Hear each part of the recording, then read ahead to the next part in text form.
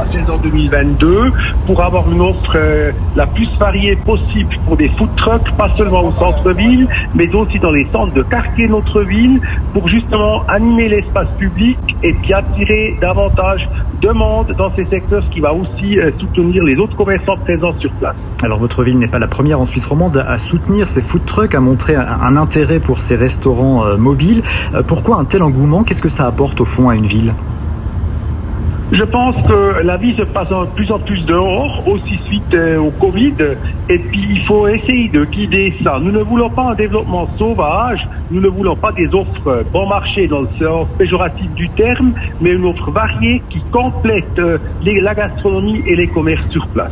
Et justement, par rapport aux restaurateurs biennois qui ont fortement souffert de la crise du Covid, est-ce que ça ne va pas représenter une concurrence supplémentaire, ces food trucks? Nous pensons que ça, c'est un enrichissement et ça va aider tout le monde. L'idée, c'est justement de ne pas avoir des food trucks avec du kebab ou des pizzas. Ça, c'est offert dans toute la ville, mais peut-être des choses que nous n'avons pas bien jusqu'à présent. À l'exemple du couscous que vous trouvez partout en France, mais jusqu'à nouvel avis, pas dans ma ville. Alors ces food trucks pourront venir, vous le dites, de n'importe où en Suisse, mais aussi de l'étranger. Vous prenez l'exemple du couscous. Est-ce qu'il n'aurait pas fallu plutôt favoriser des exploitants de la région, des produits du terroir? Alors l'idée, c'est justement d'avoir des offres plutôt locales, autant dans ce qui concerne les plats, mais aussi les prestataires, mais ça n'empêche pas que quelqu'un qui vienne ou des environs nous offre quelque chose que vous ne trouvez pas jusqu'à maintenant dans les restaurants biennois. Vous l'avez dit, Eric Fer, vous avez donc lancé ce matin cet appel à candidature pour ces camions de restauration. Ils seront ensuite sélectionnés. Pourquoi un processus aussi strict ? Justement, pour assurer la diversité et la qualité. Nous voulons aussi que ces food trucks tourneront, c'est-à-dire les différents sites où ils peuvent être. C'est pas toujours le même, à la même place.